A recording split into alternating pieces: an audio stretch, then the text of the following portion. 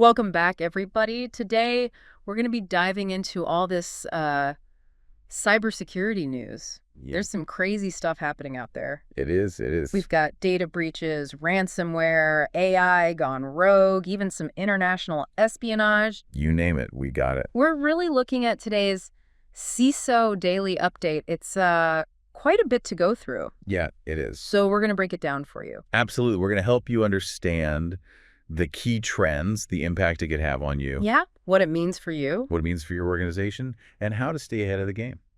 All right, so let's just jump right in, huh? Let's do it. Let's start with those data breaches. All right. We got 3 of them today. Yeah, each one hitting different targets, different impacts, too. Yeah, they all expose different vulnerabilities too, which is pretty interesting. That's what makes it so fascinating. Definitely. Now, this first one, the Rhode Island Social Services cyber attack. Ooh, that's a big one. Yeah, hundreds of thousands of Rhode Islanders Potentially affected, yeah. potentially affected. Yeah, and the attackers got everything. You got it all, names, addresses, social security numbers, Everything, banking details, like you name it. the whole shebang. Yeah, the whole shebang. Yeah. So this one really got to me because it just shows, It shows you how cyber attacks aren't just about financial gain anymore, right? right, it can disrupt these essential services. Public services that people really rely on. That people rely on, yeah. And I think it adds another level of pressure. Oh, absolutely. Because they're adding these threats, the extortion. It's not just stealing data. Yeah. They're disrupting services. They're threatening to release information. Yeah, it's a whole other level. It's a whole other game now. Yeah, do you think they're deliberately going after these essential services? It's a possibility, right? To cause more chaos and get what they want. Yeah, more leverage. More leverage, exactly. That's something to really consider. Yeah, especially for cybersecurity folks. Definitely. All right, let's move on. We have the South Carolina's SRP Federal Credit Union. Oh, yeah. Another big one. Hit by a ransomware attack, Nitrogen is claiming responsibility. They say they stole a ton of data, over 240,000 members. And we've seen credit unions targeted before. We have. Is there something that makes them more vulnerable than bigger banks? Well, credit unions, they have that valuable customer data, They do. but they might not have the same level of security as a big bank. Right, right. So they're seen as a softer target. Yeah. What's really concerning about this one, What is it? it went undetected for 2 months. 2 months. Yeah, that raises some big questions about their security. Oh, big time. Like, how do you miss that for 2 months? Early detection is so important Oh, yeah, it is. to minimize the damage. The longer they're in there, The worse it gets. the worse it gets. Absolutely. Okay, now this third data breach. This is an interesting one. Yeah, it involves AI. Yeah, a whole new frontier in cybersecurity. It's United Health's Optum. They had an AI chatbot that was accidentally left public. Accidentally, yeah. Online. Publicly accessible, that's not good. Yeah. Luckily, it seems like they didn't get sensitive patient data. That's good, but still. But hundreds of employee chat histories. We're stored on the system, that's still a problem. That's a problem. Yeah, I think this really brings up that point about AI security, Yeah, especially in healthcare. especially in healthcare. You gotta be secure. Yeah, you got to ensure that they develop and deploy these AI systems securely. Absolutely. Think about it. If a chatbot can be exposed like that, Oh, man. what about more complex AI applications? That's scary. It is. And it's interesting that this is happening at the same time as all these legal challenges. Oh, yeah. About their AI claims processing. Yeah, with some people saying they're prioritizing AI over actual doctors. That's a whole other ethical debate, right? Oh, yeah, definitely. We can't forget about the ethical implications of all this, Exactly, especially in healthcare. where the stakes are so high. Yeah, absolutely. Okay, let's move on from these data breaches to something a little more cloak and dagger. Okay, I like it. We've got hackers targeting hackers. Sounds like a spy novel. It does, right? It really highlights the crazy world of cybercrime. Yeah. First case, over 390,000 WordPress accounts stolen. Whoa. Year-long campaign. And the target. Other hackers. Other hackers. It's wild. It's wild. This attack, it was sophisticated. They were Ugh. going after the tools and resources that security professionals use, Right. and malicious actors, too. So they're basically trying to expand their reach Exactly. by going after other hackers. Think about it. If they get access to another hacker's tools, Yeah. it's like a domino effect. It's like a chain reaction. Breaches, attacks, it could spread like wildfire. So what were they using to do this? How are they targeting these other hackers? Phishing emails, mostly, Oh, okay. and Trojanized software. So they disguise it as something helpful. Exactly. Security professionals are always looking for threats, right? Yeah. But if it looks like something useful, They're more likely to fall for it. exactly. That's It shows you Even security experts need to be careful. Oh, definitely. Now, the other hacker-on-hacker case, Oh, yeah, this one's interesting. it's Winti. They're believed to be linked to the Chinese government. They've got a new PHP backdoor. Called Glutton. Glutton. It targets organizations in China and the U.S.? It's a sign of the times, really. How so? Nation-states are getting involved. Yeah, right. They're targeting cyber criminals to get their tools. Like black eats black. Exactly, black eats black. It blurs the line between cybercrime and espionage. It does. It makes it hard to know who's behind what.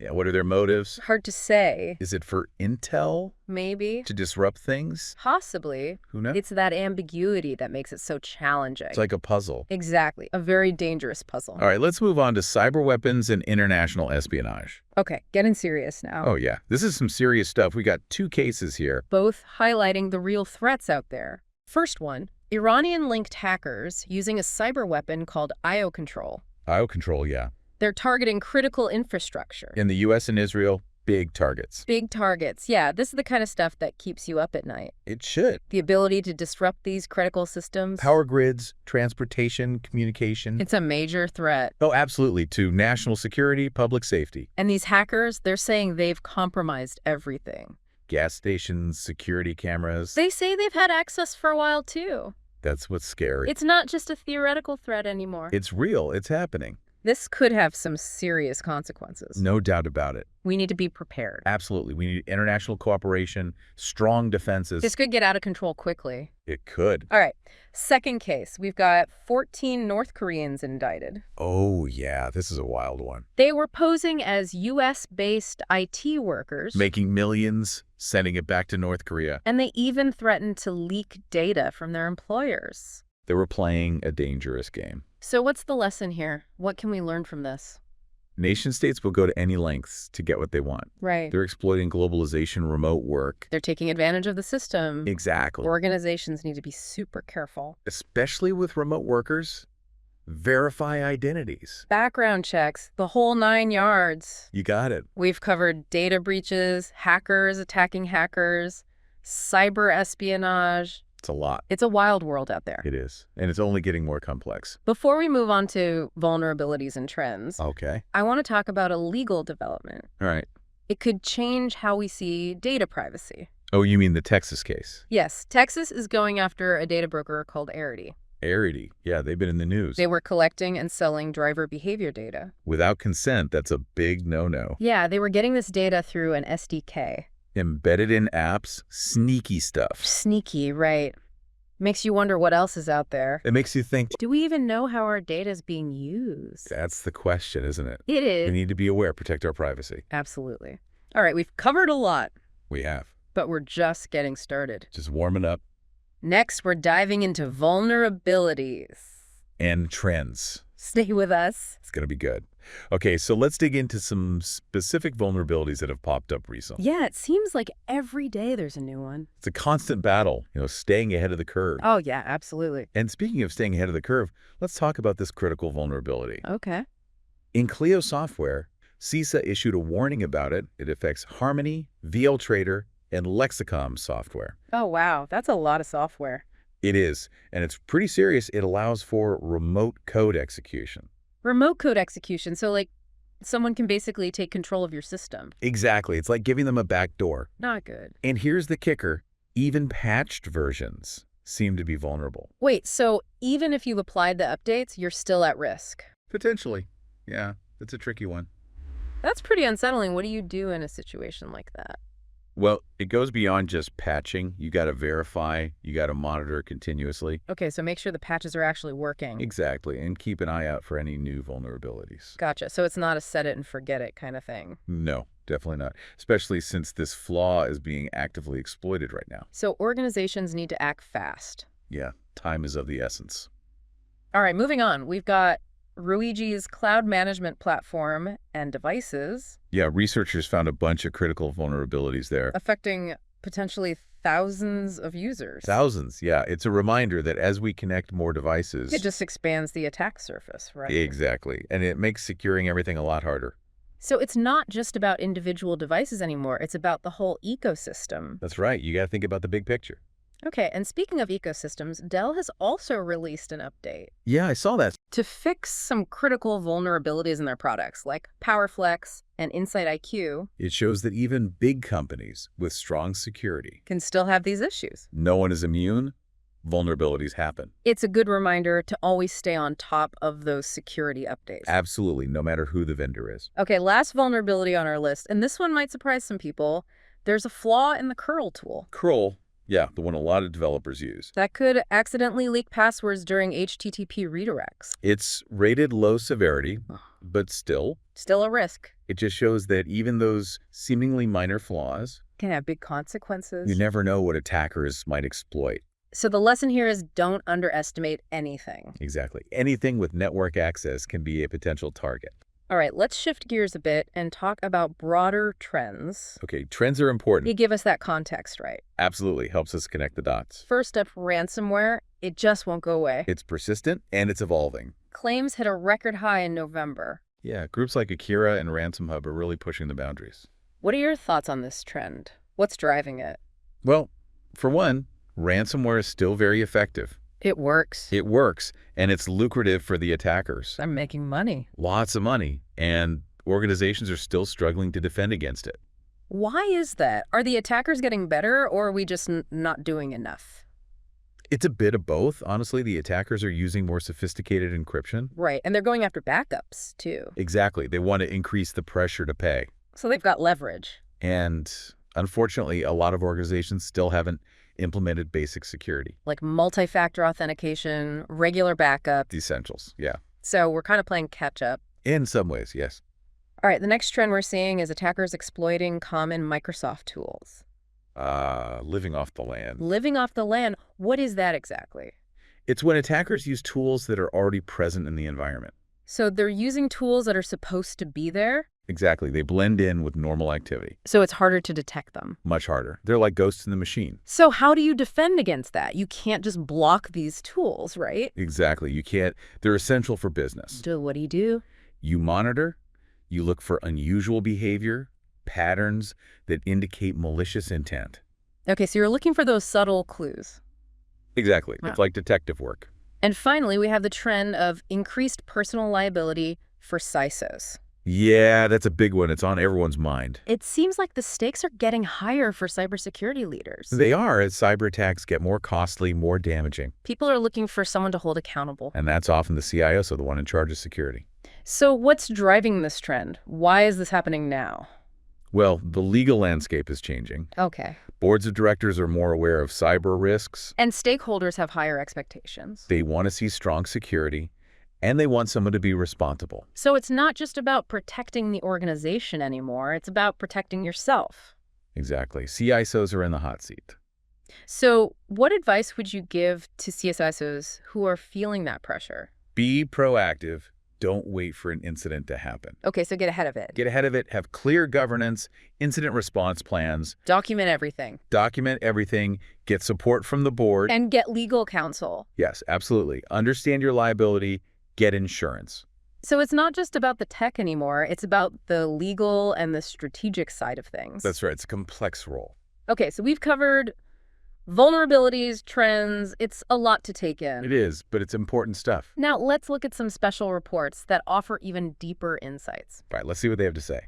These special reports, they always offer some interesting insights. Yeah, a different perspective on the threat landscape. It's like zooming out to see the bigger picture, you know? Exactly. They provide valuable context. For those individual incidents that we've been talking about, Yeah, help us understand the why, the why, the underlying forces. the bigger picture. All right, so this first report, It focuses on ransomware.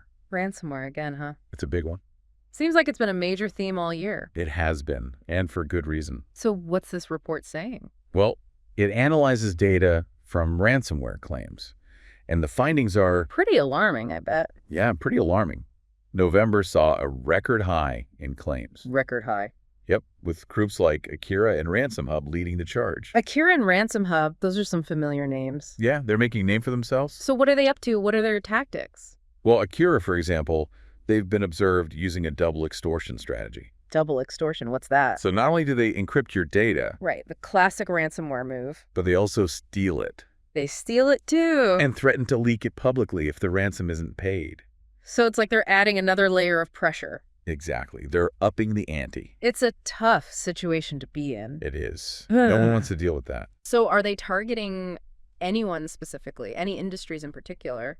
The report highlights that while ransomware attacks are widespread, Okay. certain sectors like healthcare and education, Oh, no. they're being hit particularly hard. Why is that? Well, they often store highly sensitive personal data Right. and may lack the resources to invest heavily in cybersecurity. So they're seen as easier targets. Unfortunately, yeah. It's sad to see those essential services being targeted like that. The impact goes beyond financial losses. Yeah, it disrupts those critical operations. Can have long-lasting consequences for people and communities. Absolutely. All right, moving on to the second special report. Okay, this one focuses on Microsoft tool exploits. Microsoft tool exploits. We talked about that earlier, right? Living off the land. Exactly, living off the land. This report goes deeper, though. Okay, so give me the details. It analyzes data from incident reports and threat intelligence sources. Okay, And the findings are pretty clear. lay it on me. In the first half of 2024 alone, Just 6 months. there was a 50% increase in incidents where attackers used common Microsoft tools. Like PowerShell, WMI. Exactly, those everyday tools that are already on the system. So it's a pretty significant increase. It is, and it's likely to continue as attackers get more creative. So what can organizations do to protect themselves? How do you stop that? The report highlights a few key strategies, Okay, things like robust logging and monitoring systems. so you can see what's happening. Exactly. Also restricting access to sensitive tools and data. Only give access to those who absolutely need it. The principle of least privilege, Right. and of course, regular employee training. These people know what to look for. Exactly. Right. You gotta have those human eyes on the problem, too. It's a multi-layered approach. Always a multi-layered approach. All right, and finally, that last special report, This was a hot topic. it is the increasing personal liability of CISOs. Yeah, that report paints a pretty clear picture of the situation. And it's not a pretty one, is it?